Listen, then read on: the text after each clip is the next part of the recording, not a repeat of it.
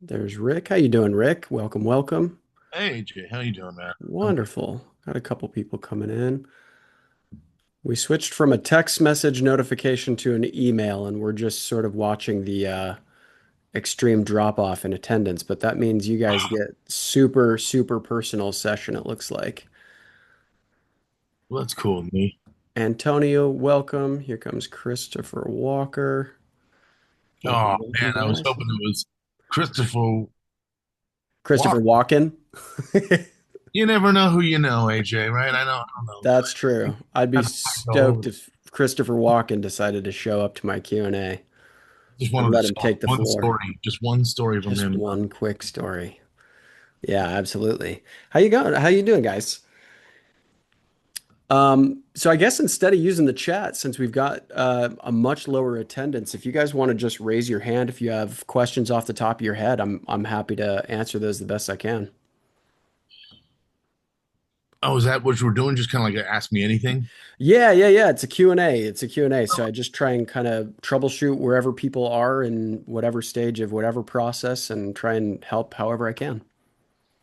Um, you kind of covered some of this, but I had a question that you might be able to answer because I'm fairly new to the development side, like only a few years young in the development side. 15 years as an actor and writer, but Yeah, like yeah, yeah. but one of the things that I'm like really having a hard time with is kind of breaking from, especially since a lot of my previous stuff was sort of outside of the US and Okay. working inside the US is a little bit more, it used to be LA based, not so much anymore. But what I'm trying to figure out is like how you get um, credible documentation for, approaching actors with like, let's say you have some development money Hmm. and you want to go to an actor who's got a pretty, they're a sellable name, and Yeah. you need them to get like financing. But the approach of like emailing them, getting them to read your script. I mean, So you yeah, the tried and true way to do this, especially if there's some development money in place, is to engage a casting director. oh, casting. Okay, Yeah, yeah. so figure out what casting director has worked with the actor that you're targeting, Mhm. see what they've worked on with them most recently, and then you'll reach directly out to that casting director. It will cost money to get them to accept the deal, to come on board as a casting director, to push the script through the powers that be into the actor's hand. And then you want additional development money, which will basically get them to sign a letter of intent with a specific date range and a specific price point um, agreed upon that says basically like this actor will work for 4 days in November if we can raise the funds by then. That's essentially kind of the dominoes that you need to Yeah. have lined up.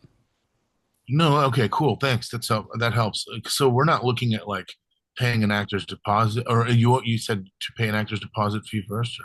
Yeah, so you would pay for basically the letter of intent, which can sometimes be $50,000 by itself. So the Mhm. casting director might be 15,000, might go up to 35,000, somewhere in that range for the casting director. And then you'll want about 50, just call it 50 to say it's basically a pay or play contract to say like um, you sign this and I get to use the LOI to then go out to investors and say, I have a letter of intent from X actor who, will obviously sell the film, which just makes fundraising much easier. Okay, cool. And that's non-refundable, right? Like if you pay them Yeah, that, right? Just want exactly. Exactly. But the good part about going through a casting director is even if you can't reach the exact actor you're targeting, they've likely worked with a number of A-list actors at the same level. So they'll also come with their own backups of who might be uh, other other alternatives for you. so you wouldn't recommend going straight to an agent and saying, "Hey, I have these films. I need these dates. Can you get your client to?" I've Uh, heard research tell me. agents are notoriously, they've got three levels of assistance between you and them, and they are literally put there to throw offers like that in the trash unless they're coming from vetted sources. That's why the casting directors, unless you're repped by, Gersh, Okay. CAA, WME, something like that, Paradigm. It's really, really difficult, nearly impossible to get directly through to the actor. Right. Okay. Cool. Yeah. Or the agent themselves. And agents, you every now and then you can get an agent on the phone or you can get them um, a script, but that does not guarantee that their actor will read it at all or that the agent will even read it. So that's where, yeah, that is where screenplay competitions can be helpful if you're winning, major awards and getting, big laurels. But, otherwise, it's kind of putting a pitch deck together that showcases what you've made, the successes that you've had in the past, the size of those successes, the box office, numbers, uh, ROI for your investors, that kind of thing. If you've got like a number of high performing projects under your belt, then that process can be a lot easier, but you still might want to get represented before you try and reach directly out to big agents. Right. I mean, I do as an actor, but not as a producer. I worked for an animation company that had like multi-million dollar theatrical release stuff, but I Yeah, can't use you can't like stand on that as your project. Yeah, yeah, right. exactly. Have you thought about putting a smaller project together that might help you kind of ladder up to those bigger names? Yeah. And I mean, there are some contacts that I have in the LA area that probably could help me with the larger project. I have one in development right now, but I a couple of things is that I am trying to look at um opportunities outside of LA for smaller projects around the 500,000 to maybe tops like 2 million Hmm. tops. And I'm also developing, I haven't gotten 501c3 status yet, but I'm also developing a Bay Area independent film fund where I'm going to be basically going around to try to raise a fund that will use sort of as like a rebate stackable incentive for California incentive program absolutely sucks, but they're kind of improving it. It's getting better. And I I think it's stackable up to 25% or something right now if you shoot outside the they, LA area. they said it was 30, but I mean, yeah, about that 25 to Yeah. 30. And even a stackable like 5% or 2% rebate that's privately funded would like really help a lot of people who want to shoot in the Bay Area. So, I mean, that's kind of something that I'm working on, but Yeah. we'll see how far that gets. Yeah. So do you have any of your own personal projects yet? Like any features that you've made? I have one in development right now. I'm writing another, uh, and I have an animated. I come from an animation background, so Gotcha. going into independent film, it's television in another country for that matter. So Yeah. a lot of the stuff works the same, but the problem is the network, right? Like I don't really have a network, and I moved back in like 2019. And I Right. kind of started over. To be honest with you, I don't mind starting over, but that's essentially where I'm at. So I've been kind of hustling for the last 5 years and learning the development side and becoming a budding producer because you kind of have to. You're going to get into independent film. Yep. So yeah, I've got a few things. I'm working with a buddy of mine who's a pretty established director, um, James Bresak. We're Oh yeah, working, I know James. yeah, we're working on a horror film with some of the producers of Buffalo Eight. I went ahead and paid for their services just because How much did that cost? it was about 12, just under 12,000. Okay. And I mean, it's kind of hard not to be skeptical of the pay to play situation. Um, and a lot of people have kind of said a lot about it. Um, Yeah. Yeah, I've heard the name come up a lot. I'm assuming there's something similar to Voyage Media where they try and connect you to bigger players in the industry and yeah, you sort yeah, of pay for their help. right. Yeah, and who knows? But I mean, it's kind of, they seem enthusiastic enough. They're nice guys. They're all really nice guys, and the needle's been moving. But these last few years as well, Yeah. the strikes, the fires. I mean, everything has been sort of kind of crazy. So the fact that we're still in the race is good, I guess. Yeah, yeah, yeah. If something's moving, that's good. Yeah, I think the thing that you could do in the meantime to strengthen your position, just because development can take years and there's no guarantees that even if you wait, that it'll happen. is, put a project together that you can make on your own terms. Even if it's super, super small, I would aim for a feature just because they carry the most value Right. and use that to kind of leverage or ladder up to those bigger deals and opening more doors and new opportunities. Because, like, the connections that you make through traditional networking where everybody's just sort of handing each other business cards and hoping something eventually works out one day, like it doesn't work. I've done that for 20 years now, and I've never had one meaningful relationship come out of those. But the things that do have meaning, that meaningful relationships come from is making something together and then Mhm. being able to take that proof to, you know, the next place and use that to kind of leverage your way up to the next bigger budget. Yeah, I mean that all makes sense, and it is kind of funny how many conversations, like you said, I've had with people who have been, in the game for a long time, including a DP who worked for James Cameron that I got to know really well. And at the end of the day, they're all just sitting around waiting for the person with a paycheck, which is fair. People at that level are, and I definitely don't think you should go out and ask for favors from people at that level because, it is offensive to the people that are making a living at it unless you have some sort of specific incentive that they need that you can They, attach to the in particular, project. these guys, just to be clear, these guys reached out to me via Slated. Oh, okay. Yeah. So it Yeah, I'm wasn't on like, Slated. I have a project on Slated just to kind of see what what it it's was. all about. I don't know if Yeah. it'll amount to anything. I mean, not your project probably will, No, but no, same. Yeah, yeah. it's not exactly the blacklist or anything like that. Yeah, it's another avenue to get eyeballs on your project at other people, but it's a development slate. And so you're just sort of waiting for somebody to come through and say, "Hey, this is the perfect project. I want to write you a check." And like the reality of that happening is pretty slim, especially since like on Slated, most big stars, bankable actors aren't even on there. Right. So you can't even attach them on the platform. You can't even show, hey, XYZ actor, is on the project on Yeah, well, you Slated don't need to be on there. unless you can send them an email and get them to, create a profile. So it's like, I don't know. Yeah, very, very skeptical of Yeah, Slated I mean, also. there's a lot of actors on there, but they're people who you can't sell them. They're not. Yeah. I mean, I'm an actor myself, so I can No, tell you. same, I've been same. And all I right. know I'm not bankable enough to be, bring a big investor onto a project. Like I'll enhance a project by a point or two, but I'm not, yeah, not bankable enough for that. So that's the Like struggle with Slated. less than 5% of actors actually are. I know. Yeah, Very exactly. small. Yep. That top 5,000, that star meter. Yeah, dude. I used to obsess over that when I first started to get on IMDb, and I Yep. looked at IMDb Pro. I was like, okay, good. I'm like under a million. Okay, good. I'm like Yeah. under 500,000. Okay, good.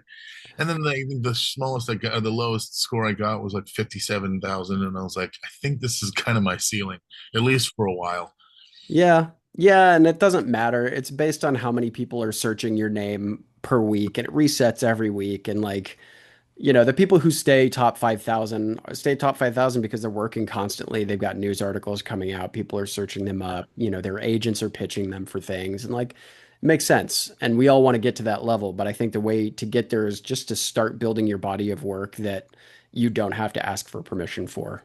True. I agree with you 100%, but I'm also happy with the like I've made not that I would reject any offer from a major studio, but I'm also quite content just working in the industry and doing what I love to do. So Yeah. if I ever make it as an A-lister, writer or producer, that's cool too. Like Yeah. I could take it or leave it. I'm not, Yeah, exactly. Well, like James, I think is a good example of that. Like he's working constantly. He's made 24 films at this point. He's worked with big A-list actors, but he's not a household name. He's right. not doing things that are going to Netflix or theaters or anything like that, but he's working constantly and that's all most of us want. And kind of one of the things that we were kind of hoping for is that this horror flick will break that. Of course, you never know what a distributor is gonna determine. Besides, maybe casting, but Yeah. it's sort of like, like you said, it's what everybody wants, right? We would love for the horror film to actually get the right talent and maybe even distribution behind it to say, yeah, we can do a theatrical release for X amount of screens or whatever. Um, you never know what's going to happen. Yeah. It's Yeah. written, but I have a friend that won South by Southwest last year. She won the audience and the jury award.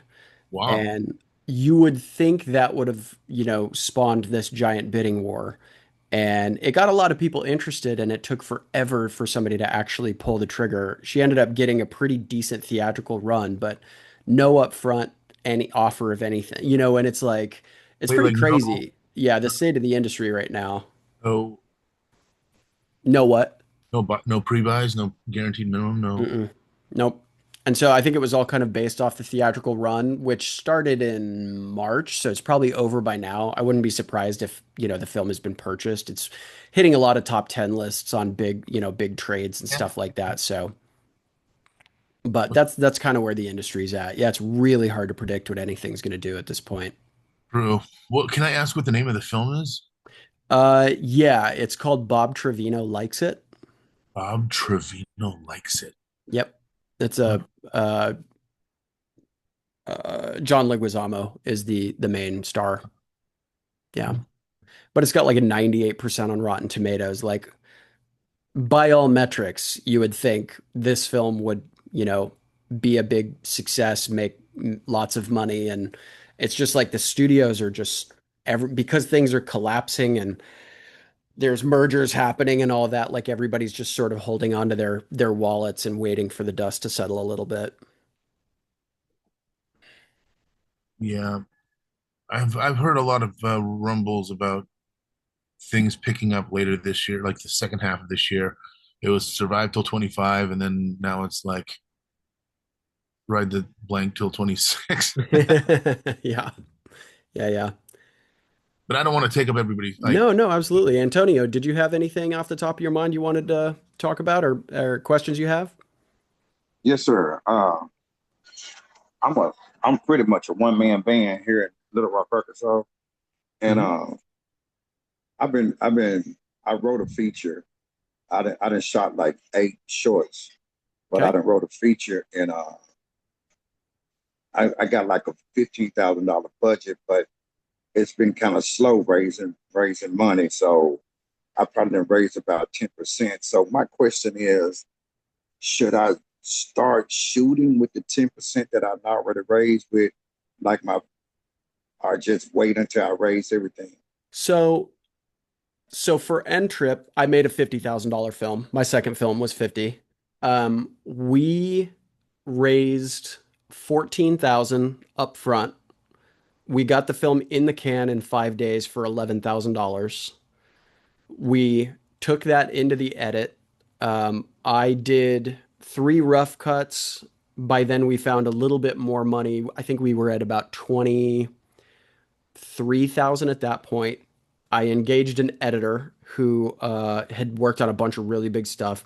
He cut and polished my first act, so it was like theater ready. So somebody could watch essentially the first 26 minutes of the film and go like, okay, I see it. It's here. There's promise. There's value. The film's shot. It's in the can. We just need post-production funds. The rest of the money came through because of that 26-minute cut of the film. So we were able to raise essentially double our budget based on having the value already there. So what I would do, I mean, I'm assuming is that 50 grand, does that include post-production or is that just your production budget? That's everything. That's everything. So what Yes. you can do is figure out what it's going to cost to shoot the film, just production itself, raise that, get the film in the can, and from there it becomes much easier because you have the proof, right?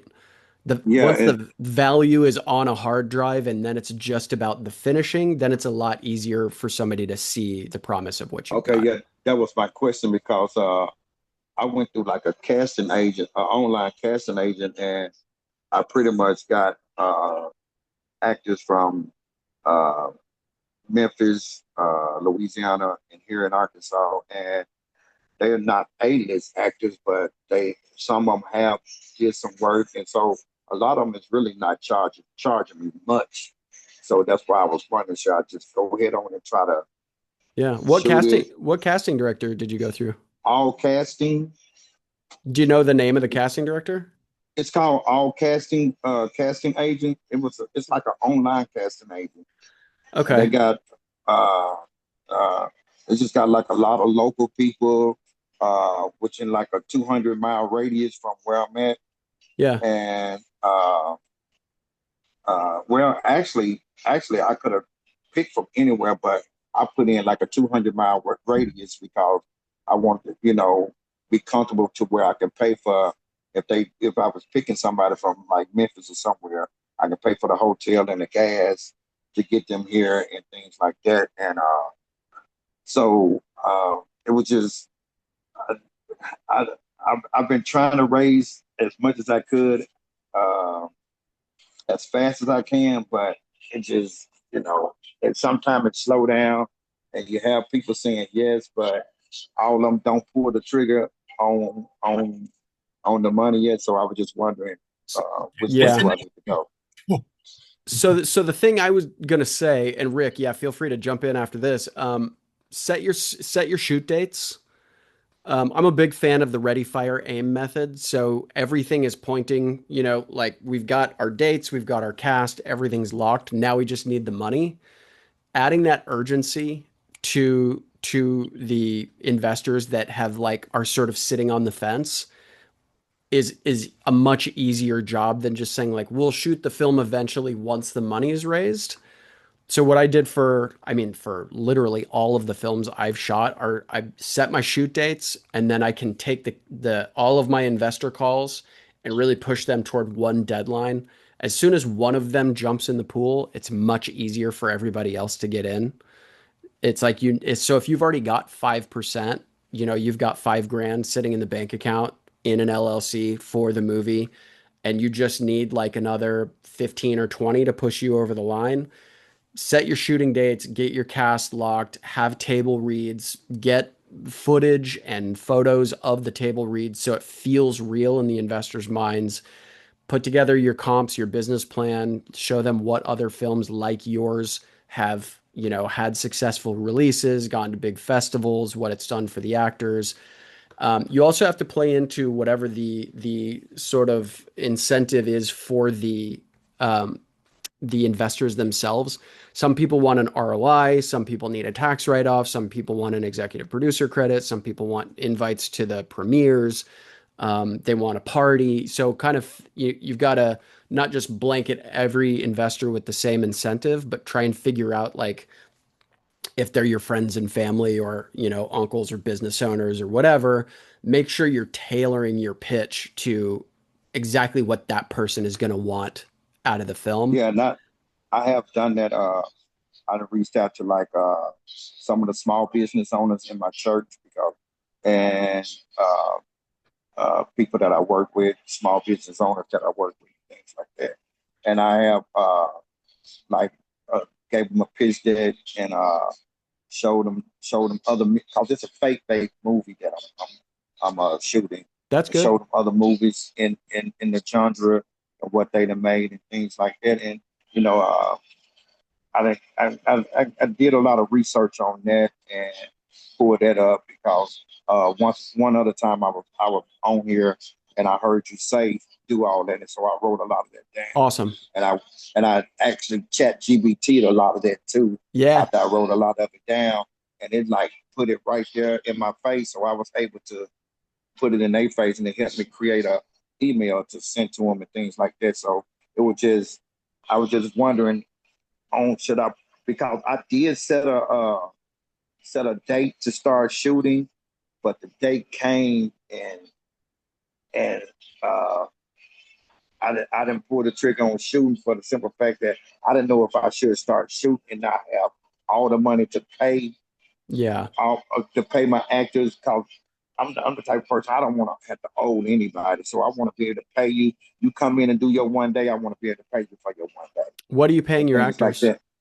that. Like my lead actors, they was getting $1,000 my two lead actors, and everybody else was going down like it was like 1,000 for the two, and then the two co-actors. Cause it's like a eight actor movie. So the two codes was getting like 800 a piece, and everybody else was going down like that. Is that one cost for the whole film? Yes. Okay. Okay. Just making sure that wasn't their day rate or something. No, no, no, no, Yeah, yeah, yeah. no, Okay, cool. not the day rate, no, sir. Yeah, that's It was what, yeah, like that's it just was making like sure. Just making sure. my Everybody hit up plan is Antonio for money. Yeah. my plan was since I wasn't able to just pay them as much, I put in a contract that I did get them to sign and things like that. That I'm not for sure if it was good or not. That I would give them, like 1% off the sales, off the streaming or something like that. And I wasn't for sure was that a right move or not, but that was just something that I decided to do because I want a person to feel like when I talk to my actors, I want them to feel like, hey, this is your resume too, Yeah. No, things like that's the that. best way So you can go about it. Yeah, that's awesome. That's awesome. yes, Make artists feel seen. I mean, the fact that you're paying them anything is big. What's how many shoot days? it's when I scheduled it was just gonna be weekends, so it was gonna be like 10 weekends, Whew. 20 days to shoot, but it was gonna be like it's just strictly weekends because most of the people they Yeah. work during the week.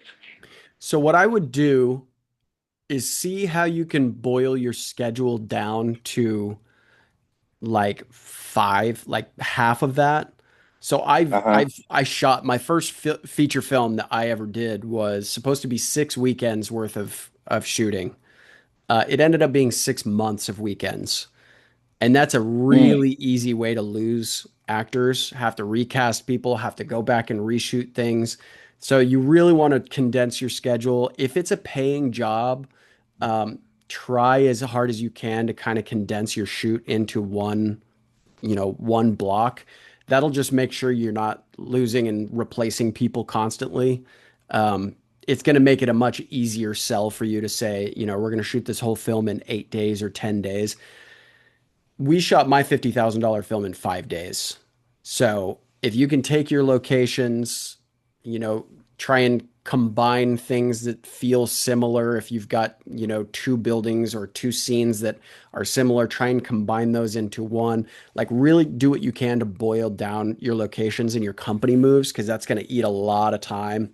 And I'm sure I can do that because uh majority of the scenes it was like a couple of scenes at the house, a couple of scenes at my brother's house, a couple of scenes at the park, and the majority of the movie is based at the church. And so it was just basing the movie around the church on the weekends or after church. I was talking about after actual church service and on Saturdays. So that's why Yeah. I was trying to, yeah. Yeah, that's a good way. So block your schedule around your locations, shoot out each location individually, do your house, your brother's house, the church.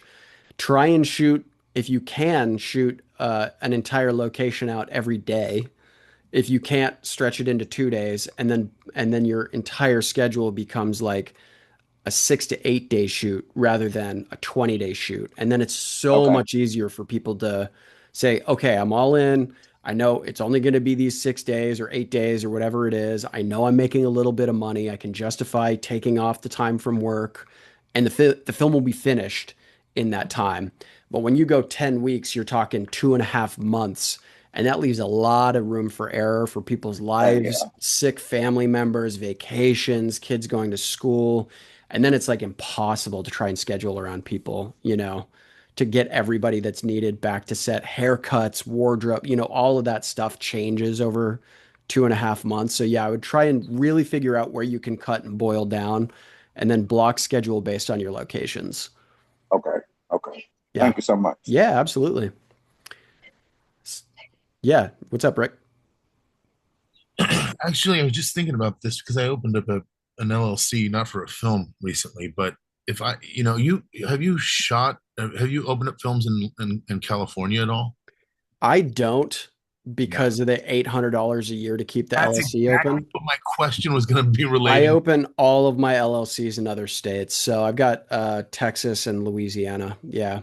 If you've got a house or a friend that lives somewhere else, I would open an LLC in a different state because it's just Don't you have to shoot there, right? Or do you shoot it no, in? no. The business can be anywhere. You just have to, your insurance and your workers' comp and all that stuff has to be for that state, your payroll and all of that. But like the actual LLC can exist Or to get basically like anywhere. tax credits, you have to get right. You have to be. Yeah.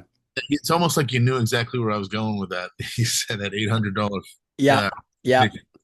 Yeah, $800 a year just to keep it open. And it's like, yeah, if you're, if you're paying your investors back through an account that $800 is just dinging every year, like it's eating out of profit. Yeah, it's something. I think Louisiana's like $35 a year or something like that. So we just shot two films in Louisiana, and that's so much easier.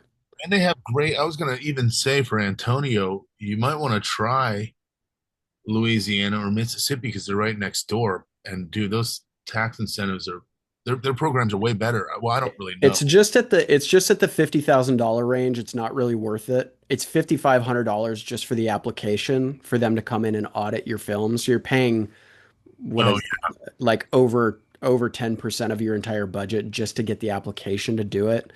And that's then if you're you might get, 25 uh let's see. I guess you can get up to 40% if you qualify for all the extra things. So about 35% of your money back. So it is a way to get some soft money, but it's a lot of hoops to jump through when you're in like a little, one man band kind of film production. Yeah.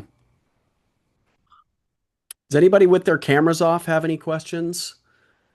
I see Charles in there. What's up, Christopher? Michael, Sam, BCT. Any of you guys have any questions you want to jump on? No, I'm just here. Uh, Hey, buddy. How you doing, Charles? I'm good, man. I'm sorry, I'm in the middle of something, so but I always want to join this. It's like each time I join, I learn something new. So um, there's always there's always something new to learn. Happy to have you. Happy to have you. So just pretend I'm not here. Okay, you can just listen.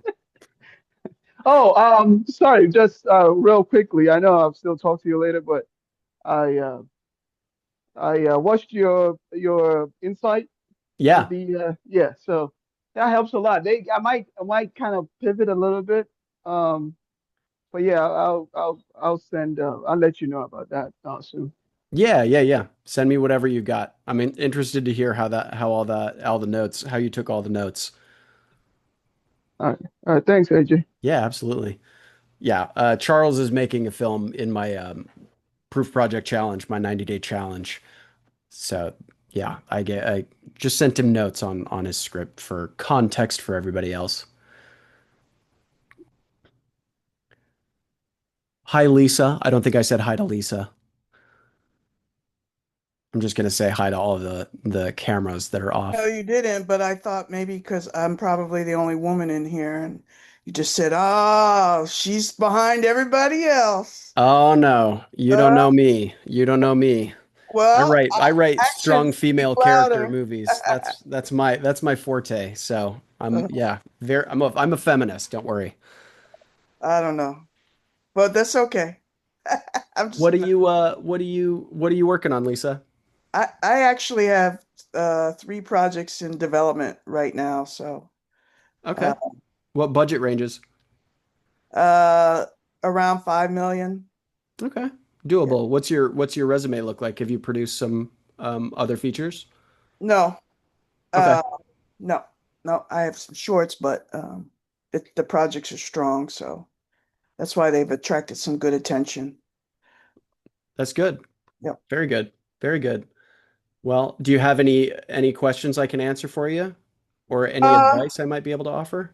no, when I came in, I think when you guys were talking about somebody was talking about casting and Hmm.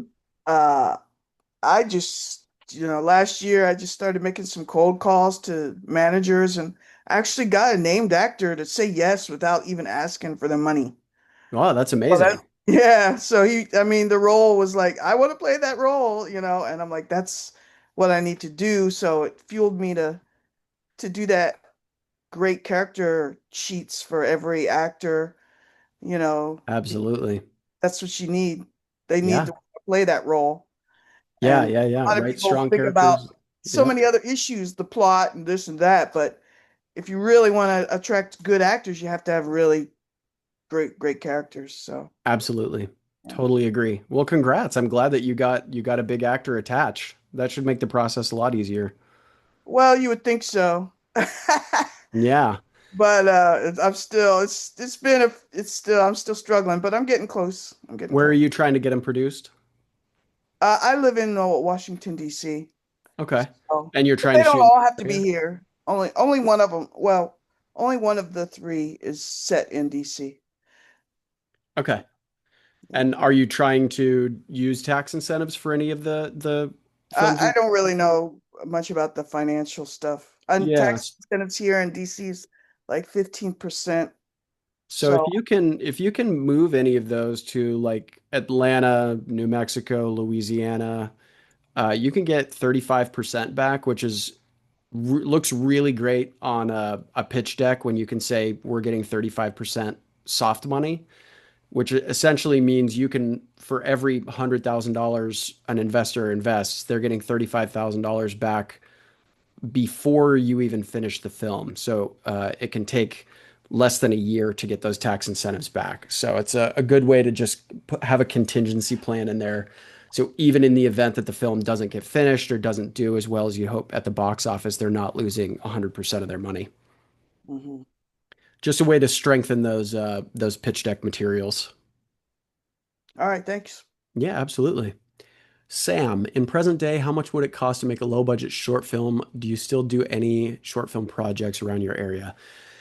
I have never been a short film person. I've been in quite a few of them, and I've seen them do virtually nothing for the careers of the people that made them. So I've had friends in the horror space, get hundreds of thousands of views on horror shorts, and they can't get a feature funded. So I am of the belief that a feature is really the only um, type of movie you should really pursue. There's an inherent value that comes with making a feature film, and if you do it the right way, you can actually make an entire feature for about the same amount of effort and resources that you make a short film for. So you can make, I mean, I talk about it all the time, but Christopher Nolan shot his first film for $6,000, and most of that was the cost of the actual film he shot on. So if you took that principle today, Christopher Nolan started his career on what could be a free feature film that, if you were to shoot it on your iPhone or a friend's borrowed camera. So that's the direction I would push anybody in. It's like growing a film career is all about having proof of voice, proof of artistic vision. And once you can get your first calling card film under your belt, making more films just becomes easier and easier. And case in point, my first feature film cost me $1,000. From there, I raised $56,000 for my second film. Then I made a short form series specifically to compete in the Emmys, which got me in a lot of cool rooms with a lot of big showrunners and producers that some of which I'm still connected to today. And then I just shot two features at $250,000 a piece. One of them I just locked the cut of today, and I will actually be sending the hard drive off that's sitting right below the camera that I'm looking into right now, off this weekend. So that'll go out to sound designer and post editor, or not, colorist, sound mixer, and VFX. And yeah, so super, super exciting stuff. And then the doors are basically wide open for my next film, which will be around $1 million. So that's to me, that's the only way to really make a reliable run at a career is stack the value, make your first low budget calling card feature, and work your way up from there. Yeah, yeah, a $1,000 feature is still possible. I mean, it's gone up a little bit. I have to be honest. So I've got a proof project challenge. Charles that you just heard from a second ago is in there. The reason the costs have gone up is honestly because data storage has gone up since I made my first film. So most cameras are more, the bit rates that they shoot at are a lot higher. So actually transferring that to a hard drive to actually hold your film, that, that's sort of in the 350, $400 range to get 5 to 6 terabyte hard drives times three. So to have three copies of your film. Um, which is just for redundancy purposes. So if you get in a car accident or your house burns down, you don't lose your whole movie. And then the cost of insurance is coming out to be about 150, $200 for these shoots. So between that, the cost of food, and then, sourcing the right talent, yeah, you can definitely shoot. I mean, it has to be smart writing as well. You've got to write around what you have access to. But yeah, you can definitely get it done on around $1,000. We're in the Proof Project Challenge. I am for between $1,000 and $3,000 for each feature that's going through. So it's pretty cool. It's pretty cool. Anybody else? We've got a couple new people in here. Hello, Mark. Sherry. Hello, hello. It reorganizes the names every time somebody comes in. So I'm sorry if I've missed anybody, but I think that's everybody. If you have any other questions, please feel free, raise your hand, jump in, unmute yourself, or throw a hand up and uh, or type it in the chat. Did I already say that? But if you do put your hand up, make sure you also wave them from side to side. Yeah, like you just don't care. Exactly. Yeah.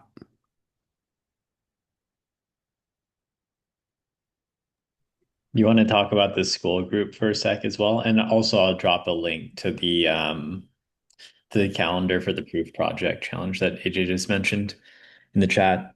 Actually, I did have some questions about that because I hadn't taken that. I didn't know much about that. Yeah, yeah, yeah. So I am opening up the doors for the next group, which will be less than 10 filmmakers. My two previous groups, I think, are both 7 filmmakers apiece.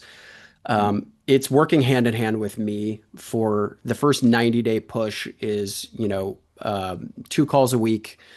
I work with you. I give you the exact blueprint that I use to make my first 2 films. I walk with you through the entire process. So it involves writing, prepping, and shooting the feature film in 90 days, which is a really, really fast schedule, but it's working. It involves the ideation process, writing within confines, using 80/20 filmmaking principles to save somewhere between $20,000 and $100,000 on your first feature. Casting, putting together the collaborators that are going to help you make that film, the contracts, the deliverables, all the things that you'll need for distribution. And then you get an additional 9 months of support where you get to keep coming on the calls on Wednesdays for the additional support through post-production and festivals and distribution and all of that. So if you have not made a film, you need the extra help. I get my hands into everybody's films, as you were kind of hearing Charles talk about that. Like, I want to make sure that you actually get to make this film. That's number one priority for me, is that you actually walk out of this program with your calling card film in hand, submitting it to festivals and all of that, so you can really take advantage of it in whatever way makes sense for you.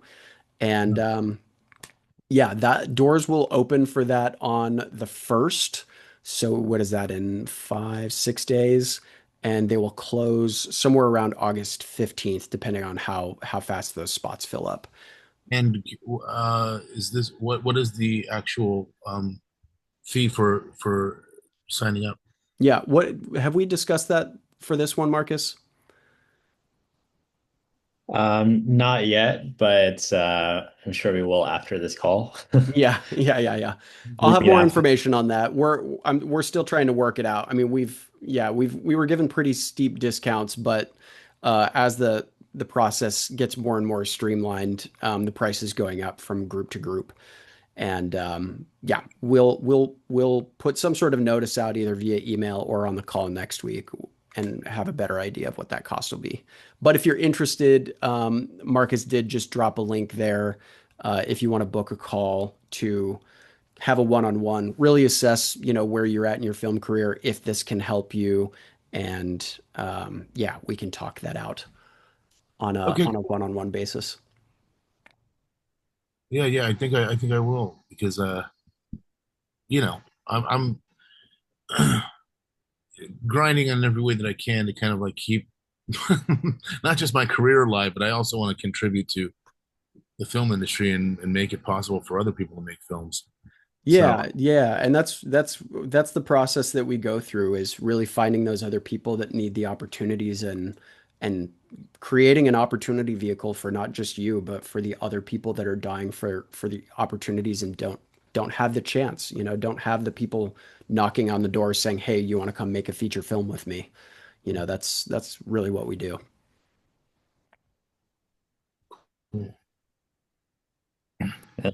Yeah. last commercial is I'll drop the link to this school group as well. Yeah, so if you're looking for a community of filmmakers, like-minded people that think like this, that are out to kind of create their career, it's a career strategy. It's really about kind of film career strategy and how to grow a film career. So we've got a whole community put together. I've got a ton of courses. There's this free 7-day trial, so you can jump in, check out the courses, check out the community. There's about 700 people in there. And it's just a place that you can come and grow. I'm in there every day, so you have access to me kind of on a, everyday basis. And it's on the school platform if you're familiar, SKOOL. yeah, they keep sending me emails to wanting me to teach voiceover, and I'm like, Oh, that's funny. Well, that must be a I make specific money. person. Because school, yeah, I mean, it's about starting your own community and starting, like, if you've got, a skill set that you want to teach to other people, school is the place to do it. And yeah, like I said, if you're looking for a community and people to come in and help you with your project, and you know that you're not reaching into the depths of Facebook where everything gets really aggro and you're scared to ask questions because you'll be berated by the internet. This is a safe place. It's moderated, and I've got a strict no assholes policy. So, I just, it's so funny. I just started one of my buddies in Australia. I have a lot of video game background as a voice actor and kind of a story consultant. yeah, Uh, and, and he was like, I wanted to, well, we want to develop a game, right?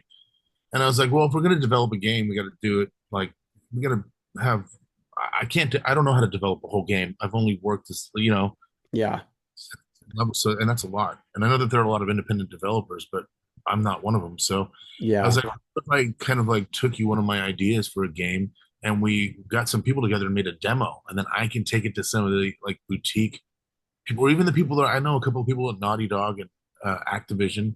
I yeah, don't know some of it, but he's like, okay, cool. So what we did was we started to kind of like try to go into one of the game development groups. I could see, you can imagine how that worked out. yep, People immediately, when I said, we're doing a profit share, everybody's gonna like, if the game gets published, we're gonna, oh man, did I get lambasted with a whole bunch of people like, oh, this voiceover guy has never got a single game developed, and I'm like, you good, like, come on, man. yeah, yeah, yeah, yeah. The internet's the Great. internet's brutal these days. Oh yeah, it's messed up. Michael, what is the Oh, sorry. Oh, no, no, no, you're fine. Yeah, I was just going to read Michael's question. What is the best slash easiest script writing? I'm more of a writer right now, but learning about making films on a budget. Michael, are you talking about screenwriting software? Are you talking about screenwriting um, like thought models, books? Give me a little bit of clarity on that, and I'll have a better time answering that question. Software and books. So yeah, screenwriting software, it's all the same, honestly. Final Draft touts itself as the best, but screenplay formatting is the same from uh, platform to platform. So Writer Duet's a good free one. You can write I think like 5 scripts on there. It's a cloud-based system, so you can actually share a script with a co-writer. Um, Final Draft is like, God, I think it's like $200. So I wouldn't make that jump unless you're, um, really going to do it seriously for a long time. Celtics What am I missing, Rick? There's five or Script, so big ones. If you use a if you use an EDU, Arc Studio give it to you for like $29. Yeah, for Final Draft. Uh, I just use Arc Studio, Oh, and Art it just Studio is the yeah, screenplay software you're using? yes sir. And Yeah. if you got an EDU, like if you get in school or something, you can get it for you can get the $99 version for $29 a year. Oh yeah, Fade In. Thank you, Mark. Okay, Fade In's a good one for and then 75. there's also Scripto. Yeah, Scripto. There's a half a dozen. There's They all another. do the same thing, like AJ said. They're Yeah, all, they all have the same output, so your script will look the same using any of these. and you're gonna send it to people in a PDF form anyway. Nobody's gonna know what screenwriting software. Exactly. So yeah, pick your poison and stick with it. Honestly, that's my best advice as far as software goes. Books, as far as formatting goes, there's one tried and true book for formatting, the Hollywood Standard is, come on, stop blurring it. There we go. The Hollywood Standard.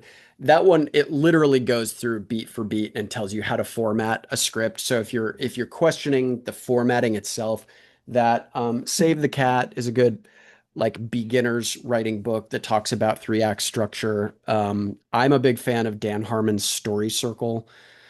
There's not a book on that one that I'm aware of, but there's a ton of YouTube tutorials on how to break it down. But that's the one that I use when I write anything at this point, just for structure, making sure you're nailing like how a film needs to happen for an audience to care what the story's about.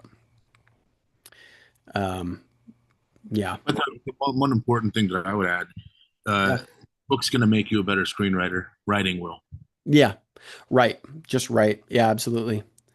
Um, do you have some questions setting up finance? I'm in the ultra low budget realm at the moment. Um, yeah, you absolutely fit here. You're right in the right place. I just shot two ULB features at about 250,000 a piece, so right under the limit for ULB stuff.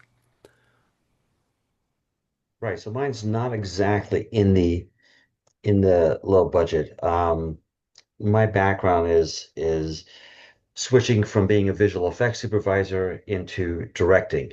Awesome. So I have directed on television and working to move myself, and my agent is working on that. So it's a lot more challenging. You know, I know you guys have the lower budget realm. My stuff isn't.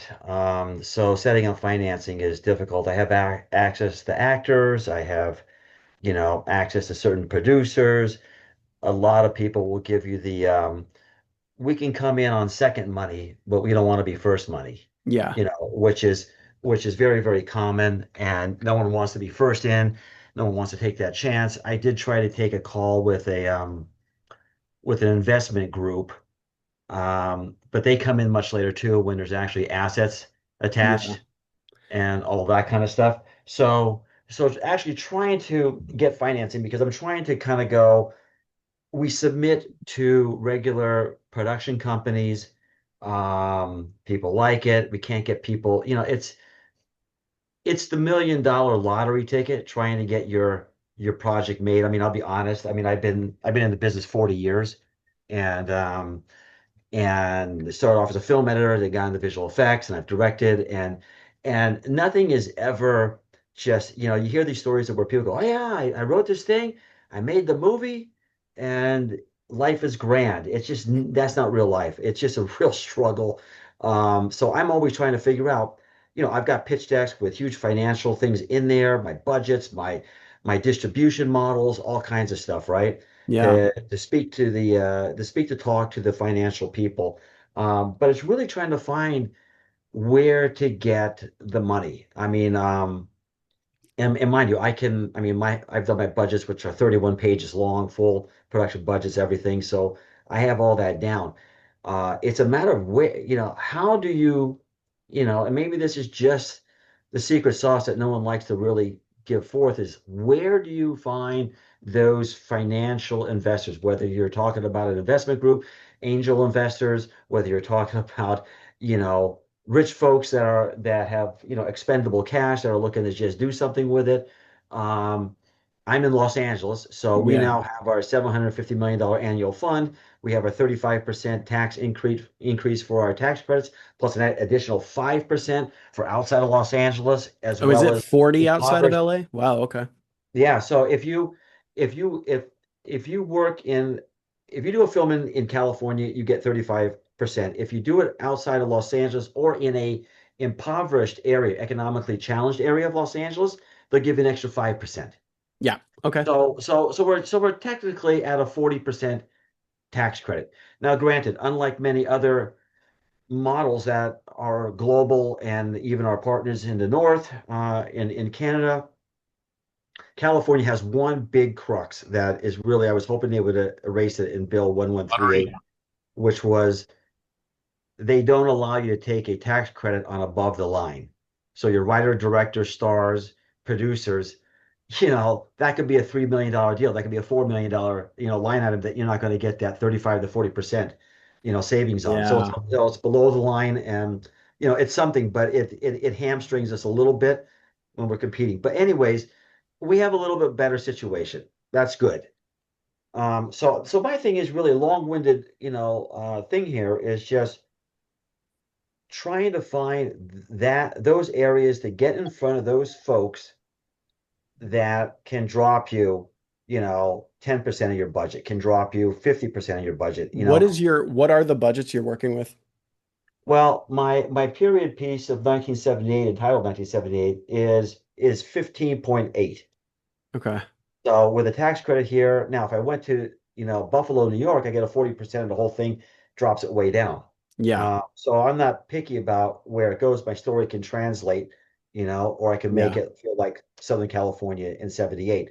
Um, so yeah, so I'm about in that ballpark for this particular project. And I this see. is my lower budget project.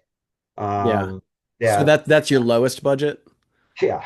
What do you Of have all on my your projects I've written. what do you have on your resume in terms of features before this In terms of features, in terms of things that that you've I've write like worked on. you're the writer director that's been Okay, produced. so mine is just television. So there's no feature work. I did try to get myself onto a project that came my way for the visual effects. They wanted a budget, and I said, you know what, I would be perfect to direct this as well. Their producers, who were not very big name producers, hadn't done very much, actually came back to the writer and said, well, he's not going to really get anyone excited. And I'm saying with his experience, I'm going, wait a second here.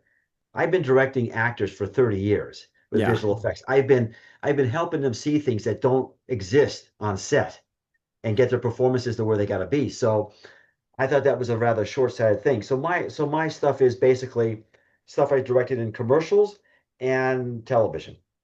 and long form episodes of narrative television. Yeah. Yeah, like Marvel's Agents of Shield I directed on. Yeah, that's And and you can't and okay, so even with that, you're having trouble kind of getting people yeah, on it's board. not that I'm having, yeah, it's like like I said, this one horror movie which was, you know, going to shoot probably Santa Fe, tax credit there. Easy thing for me to shoot because it was heavy visual effects, heavy character animation. So you want someone like me. Yeah. And and yet they didn't think that I was an asset big enough to be in that chair for them. And Have I'm a you DGA director. so have you considered putting a project together in that lower sort of 1 to 2 million range? Because I think you need a calling card film. Like Right. the problem with the industry, and I know you know this, it's a 1 to 1. People can't they Mhm. can't make a leap that, oh, you directed commercials or successfully directed TV shows. They need to see a feature if they're going to invest in a feature. Right. So Right. I think you'd have a much easier time, especially with your connections, putting together like a 1 to 2 million. Hmm. Uh, you know, put together a 18 to 30 day shoot, do it in Louisiana, New Mexico, Atlanta, where you're getting 40% back right away. Um, if I'm sure you've got, actor friends, bankable actor friends that you could come and get to do this is essentially what I just did. I put together $250,000 films. I gathered all of my most bankable assets. We got the write-ups in Hollywood Reporter and Deadline and all of that. We've got distributors waiting for the films now, and it's changed the game having the calling card film, and mine aren't even finished yet. So I feel like Right. that would it's that ladder up. Like 15 mil is a pretty big jump for Mhm. anybody to take a bet on. But I bet, if you were, what genre do you like to work in? Well, for me, it's really about. I mean, I'm not stuck on it. I've got a sci-fi horror. I've got a political thriller.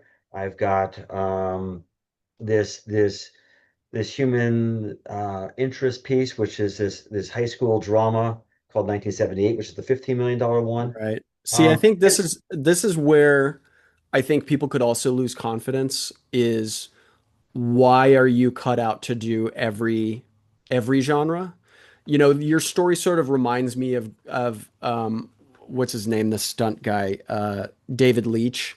yeah, David Leitch. Yeah. He comes out of the gate Uh-huh. doing a stunt movie, and then it's like the doors open. Okay, every stunt movie, you're going to be the stunt Right. director. Right. Or what's his name who did District 9? He was a VFX supervisor.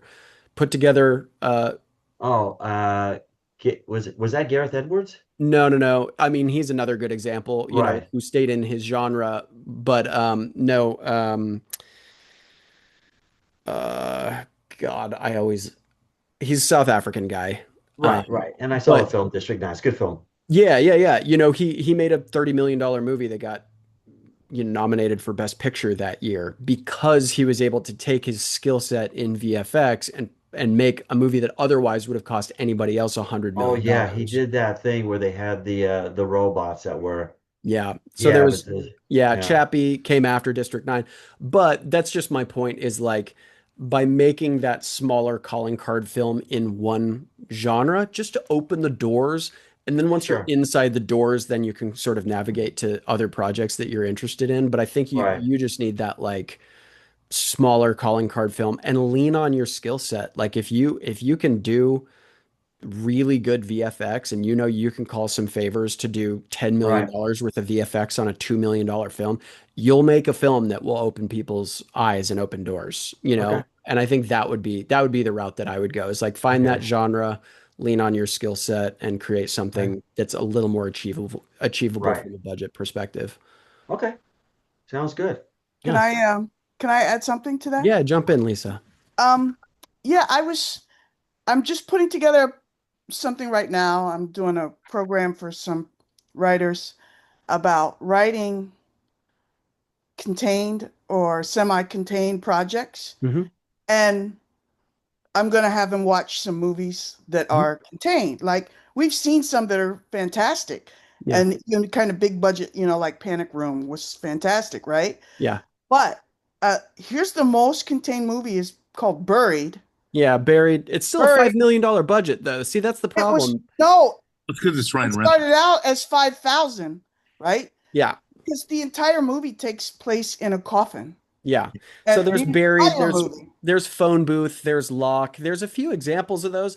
Yeah. To me, those don't prove the point that you can save on budget as much as you can write a really strong actor character piece that Yeah, but can that's what justify. works. I mean, so the guy who wrote Buried, it was a $5,000 budget. Yeah, yeah, yeah. That's a credit card payment, right? But But it was so good that it attracted Ryan Reynolds, and then yeah, of course they had to pay him, so it went up to 5 million. But I mean, yeah, that's something I'm just saying to Mark, if you could think about how you can take one of your stories and make it contained or yeah. create one just for that With the Devil is purpose. a great example. Late Night with the Devil, the Lighthouse. There's so many. The There's That's so many. Lighthouse, yeah, Dark Song. Yeah, there's a lot of those. But what I would say, like I just shot Dead Dawn, the film that I just shot for 250. We shot a real police station, a real post office, a real bar, a woman's house, all over the city streets, police cars, fire engines. The cities opened the doors for us, and we didn't pay a cent for locations. Like it's the small budgets in small towns where you don't normally shoot films that will just open the doors for you. So if you don't go in with the perspective of like, all right, I've got my checkbook out, like where can where can I have access to? But go into the city, scout the city first, make friends with the people in the area. We walked into one bar, we talked to the bar owner. The bar owner happened to also be the sheriff of the town, and he went through person by person in one night hanging out at the bar. We locked down every single location we needed for this movie. And we didn't, I think we, all in all, we probably paid $1,500 for all of those locations. Volunteer fire department, volunteer police, we had the whole nine yards, all the production value in the world because we rode around. So it wasn't about having a like single location and trying to maximize that single location. It's more, how do you find a location that you can write your film around that has all the necessary things? Because we got to shoot a real post office and a real bar and a real police station, we didn't have to set dress a thing. Everything was perfectly set designed for us, and we just got to shoot what was there. And it looks like a $2 million film as a result. So by reverse engineering the process and writing around what you already have access to, rather than trying to go the traditional route of writing a script and then sourcing a bunch of things, even if it's your intention to keep the budget low, it still means you have to write a check for those things versus going like, what person do I know that lives in a cool small town? Uh, what locations do I have there, and what's the coolest type of story within your genre or your niche that you could tell using those assets, and reverse engineer the process, and that's how you can save a ton of money. Hmm. And if it's a restaurant or a cafe, I mean, you have to feed your cast and crew, right? Yep. So you give them the contract for that day, Yeah, right? They're the real happy. filmmakers in my program are getting catered by the restaurants, free catering by the restaurants they're shooting in for free. Yeah, so I mean it just depends on how you approach it. And Mark, I've got a guy who's in my program who's making a feature, his calling card feature with me. He's been a key grip for 35 years working on Fast and the Furious and Blue Beetle and all the mega movies. Breaking that thought process down of how a studio normally does things and all of the permits and insurances and things that are required, and stepping back into the shoes of like what Sean Baker does, which is just like, how do I find an interesting story with real people in an interesting location that I can essentially shoot for free? That's a hard mental model to break, especially when you've been doing it for 40 years. But Exactly. yeah, but that I mean that is kind of the most powerful thing you can do, is put together that feature. And that's what I work with filmmakers to do at my Proof Project Challenge. Right, right. Yeah, you're right. I mean, uh I am a sort of tried and true sort of industry professional that does things a certain way. So when I hear people saying, I got funded for $250,000, I'm thinking, okay, one, where'd you get $250,000 to do that? And secondly, how do you make it for that? Because I think I'm DGA, so I think of WGA, I think of SAG, I think of IATSE, I think of all of, Yeah, the stuff all the fringes on the salaries, all the stuff you have to contribute to. yeah, It's hard. When I was in film school in the beginning of the 80s, I was like, okay, you just went to Gordon, whatever the place was in Hollywood, Gordon Enterprises. You rent your little 16 millimeter camera, whatever, and you got your things and you just plopped and you shot, but yeah, then you get into the process and you go, I know how the clock is made. I know what it takes to make the clock. I can't just go back to seeing, well, what's the time? You know what I mean? yeah, But you yeah, yeah, just yeah. went in without the knowledge. I'm burdened with a lot of knowledge Yeah, of yeah, how exactly. things are And done. that's tough. And like, so for context, we had the team from True Detective and Where the Crawdads Sing shooting these Hmm, $250,000 movies that's because crazy. I just, it's because they're amazing. they're right to work states. So Right, we were SAG production. Everybody got their fringes, benefits, health, pension, all of that as far right. as the actors go. But these guys are driving Uber right now because the industry is so slow. Yeah, it's fucked up. So I had an on-set live colorist, DITing my film. Wow. he shouldn't have been working on my movie, but there's nothing else for them to do in these smaller areas with good infrastructure, with really top tier teams. And so that's kind of the other, and it's not, I mean, it was all private equity. You know, we had $250,000. We had 40% of that back. We qualified for the full 40% from Louisiana tax incentives. Um, Shooting outside of New Orleans, similar thing. You shoot outside of a 25-mile radius, you Right. get an extra 5%. Right.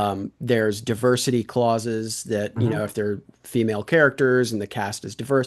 So there's all of these extra ways that, you know, when you go to talk to your investors, and my investors are like, you know, 25 to $40,000 per person, you know, so it's, I'm not asking for, you know, $100,000 or $1 million from one person. It's really, you know, small bite-sized chunks. And I'm Right. sure you could put something together like that. But it is you with you being DGA, you have to make it a DGA film, right? Right. And Right. so there you've already got to pay yourself, you know, a minimum. You've got Yep. to have all the and that does, And you plus, know, if I'm on it, extend that things means a it's little just not higher. me. It means it becomes the UPM, the ADs, Yeah. you know, and Yeah. everything And we else. had a So they all come yeah. along because I'm DGA. Yeah, and it's a and I don't know what the specs are for right to work states in terms of DGA. We had a DGA AD on our film. We were not a DGA uh, signatory project. So you just paid him salary. Yeah, Yeah.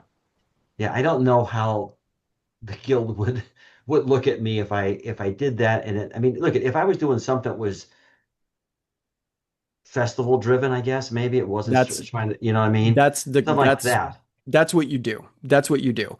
Put together a project that's, I mean, and for you, even if you're half a mil, you can still be DGA. Obviously, everybody's pay goes up when you cross the 250 mark. Right. So it, And the scale rate for you know, we have it at different things. There's mhm, your high budgets and there's all the way down to the ultra low budgets too. They yeah, do make compensation for the different things. right. So Just you're like not sitting there SAG. saying, "Oh my Yeah, God, I got to pay this huge, you know, scale salary," when we're like such a small production, let's just say. You yeah, know, so they do compensate, you know, for that. Is it still doable? I don't know. I yeah, mean, I just yeah. know, you know, with my years of doing this, you know, the numbers to me never lie, right? So you set your budget and you go, okay, great. Well, this is where the numbers are coming in at if I'm doing it right.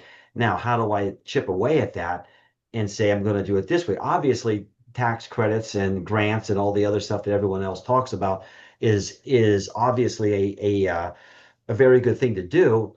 But I think for me, it's about trying to get. I got to find someone. I got to find someone in that sort of who I know. I do know someone who might jump on board who can navigate these waters a little bit more and say, hey, Mark, okay, let's look at your budget. Okay, look at we can take this way down Hmm. because we can go this way with it. You know, I Yeah, can set you up this way. And so I kind of need that sort of guide, I guess, that sort of producer who would say, we there's ways of doing this that don't have to be exactly this yeah, yeah.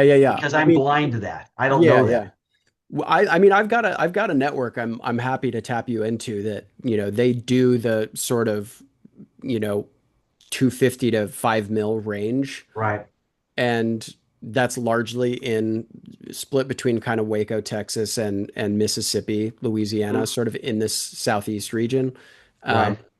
it would probably, you know, I don't know if any of your existing projects will work since the one, you know, your lowest budget is 15 mil, but Well, that's what I budget, you know. Now yeah, that's me doing a prelim.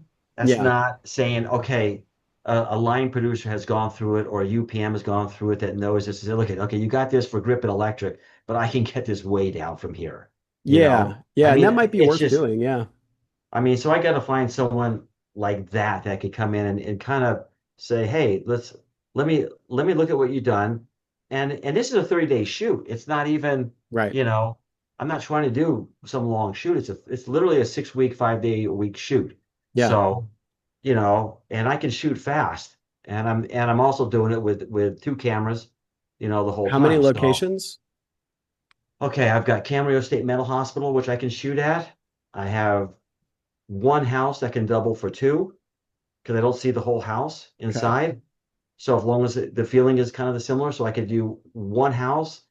Um, I probably need two houses actually because I got a therapist office as well. So let's say it's two houses, it's a high school and some streets and Camarillo State Mental Hospital. How many lead actors or like main actors, main characters? I've got a few. I mean, on my pitch deck. I mean, I've got a kind of a large cast That's yeah, because that's even if you look at it, you've got the two best friends, you've got one as a girlfriend, then you have the five people that are in Camarillo, um, and then you've got all the support staff, all the bit players. You've got right. nurses, you've got orderlies, you've got who pop in and out here and there. Yeah. So I've got a good sized cast, and plus then you got high school kids around as well. So you got a lot of background talent there. That's just extras, but yeah, but there's some bit players there as well. I've got a high school party as well. So Yeah. I bet you could get that down to three, two to three. probably. I Yeah. mean, someone one time told me they said the budget is what you end up getting. Yeah. It's Really. it's it's not what you say it is. It's like, okay, we don't have 15, we have five. Can you do it? Right. And you go, yeah, I'll make it for five somehow. Yeah. Yeah. You And I know? think that like, do you have a good sense of what you could realistically get if you weren't approaching it from a I need $15 million I think dollars? so. I think so. I mean, part of it is the unknown of trying to figure out what the lead would be. I mean, I'm looking at like guys like Finn Wolfhard Hmm. or Emma Thompson, Mark Rylance. Yeah. Um, Ming-Na Wen is reading it this weekend, for a sizable part who I've worked with. Um, it's a lot of the budget is that above the line, right? I mean, If you it's like can I don't know what they would do it for. if you A can lot of get like, them on schedule Fs, okay, I've got a good friend who's A-list. I mean, as A-list as they come. And he's like, I do projects all the time. If I like the project on Schedule F, which is essentially 4,500 bucks a week on scale, like okay, a SAG scale. So it's probably way less than that if you're talking about modified low budget. And and then give them enough back end points where they're really banking on their own name right, generating the box office. So then it's not about paying them this giant upfront sum. It's really about them coming on, knowing how short the shoot window is. They get to add that feature to their list, especially if it's something that's festival, like aimed at festivals. And then and with actors of that size, like you're gonna get into big festivals, right. and that's where distribution deals come in, and that's where theatrical runs start to happen. Like getting an actor to bank on their own name is a much easier way than trying to raise enough to pay them up front. Yeah, because the first thing is funny. I reached out to Ming and she's like, "Yes, send it to me," and also just copy my managers, which you know how those watchdogs are between the Yeah. agents and the managers. First thing he said is, "What do you have your financing in place? What are you doing?" So I had to sit there to my agent and go, "Well, I want to be straight with the guy, but I don't want to say, yeah, so I'm like, look, I got second money, I've got, we're talking about distribution. One thing, just trying to be as straight as I can and not just say, because I said the short answer is no, but here's Right. what we are working on. Yeah, yeah, Um, yeah. so I gave the answer and then gave the caveats. Um, but yeah, but it's like a lot of times, yeah, the actor can override management Yes. if they really want to do it.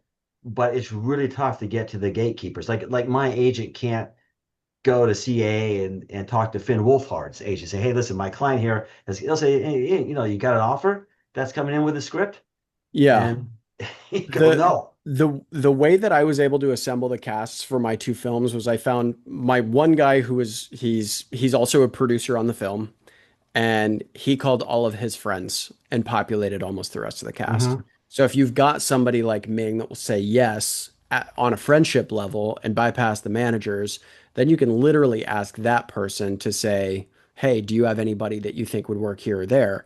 Then exactly, it gives you least to say, "Yeah, that person's not right. Who else do you have?"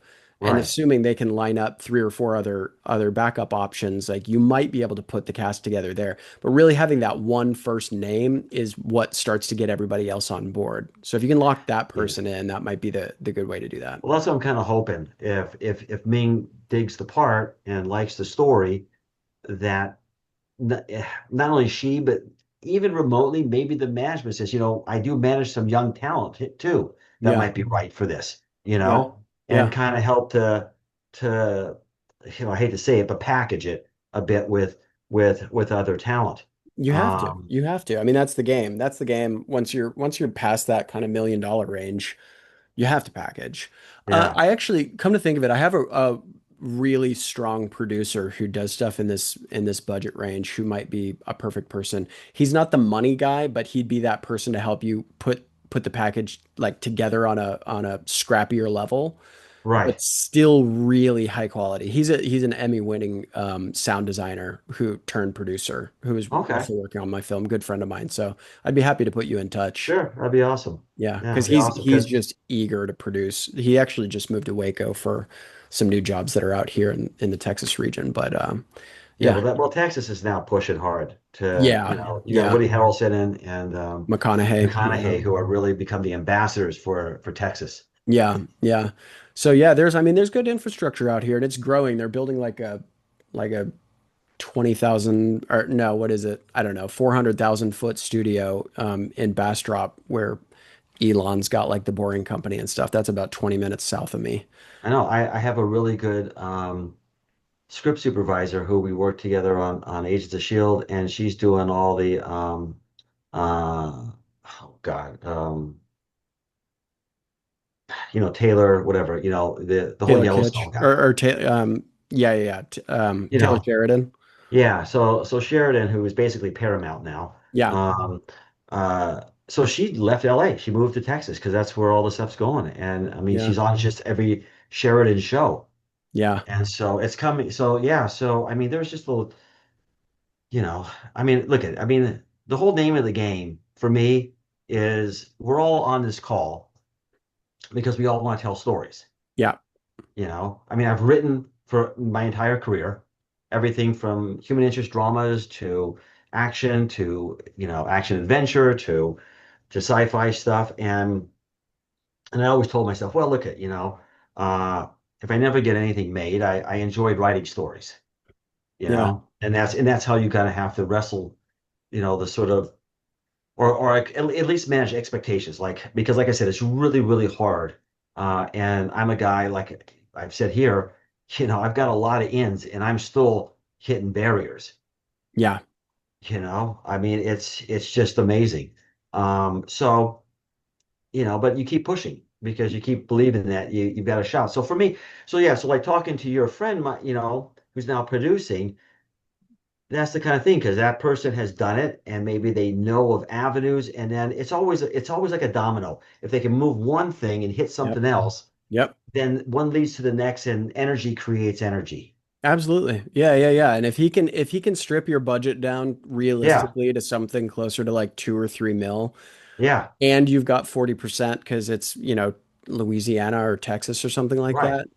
that. Yeah, Or then I Atlanta think you've got a or real Buffalo, New York. yeah, yeah, yeah. Then you've got a real shot at getting it made. And Yeah, and I think you're one calling card film away from the rest of your movies. right. Well, yeah. I mean, look, I know if I can get one off the ground, I'll be rolling. Exactly. I Yeah. know that. It's just getting that first one. Yep. It's getting pregnant.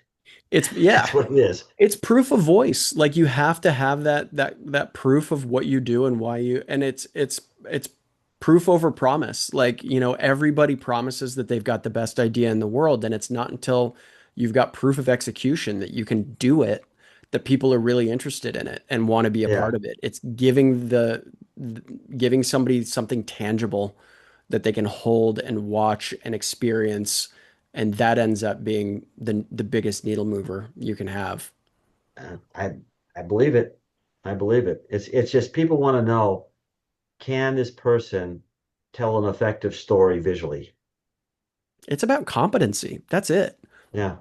I mean, Can you tell an effective story? Can you spend your budget the way you say you will, and can you finish? Yeah. And the thing is I know my capabilities. I mean, I shoot really fast. I Yeah. get really good performances. Um, I'm one of the few guys on a TV show that first day of shooting, 7 a.m. call, ninth day of shooting, 7 a.m. call. Yeah. Like Amazing. I'm not going starting at 7, and by the time you get to the end of the schedule, You're you're in in splits Saturday. or whatever. Yeah. Yeah. Yeah. You know Yeah. what I mean? Yeah. So that's something. But that's just telling someone that, and they go, yeah, sure. You Exactly. know, they Yeah. have to see it. Yep. Yeah. So it's tough. It's tough. It's a tough road, but Well, anything can happen because that's the industry. yeah. Shoot me an email. I will. To the same email address that you got the notification for this. And yeah, Yeah, I'd be happy to forward and connect you to my sure. buddy. That'd be great. That'd be Yeah. great. That's awesome. Thank you. Yeah, Appreciate it. absolutely. Awesome. I'm Awesome. going to call it there, guys. And we do this every Friday. And yeah, if you have questions that you want answered, feel free and email those to me in advance. I kind of save them in a notes file, and we'll go through those questions first. And then obviously we can just jump on. But I appreciate everybody showing up. And hopefully we covered some valuable stuff today. Yeah, It thanks. was. It was helpful for me. So thank you. Awesome. Yeah, absolutely. All right, guys. Have a good weekend. You You too. too. All right. Bye bye. Bye.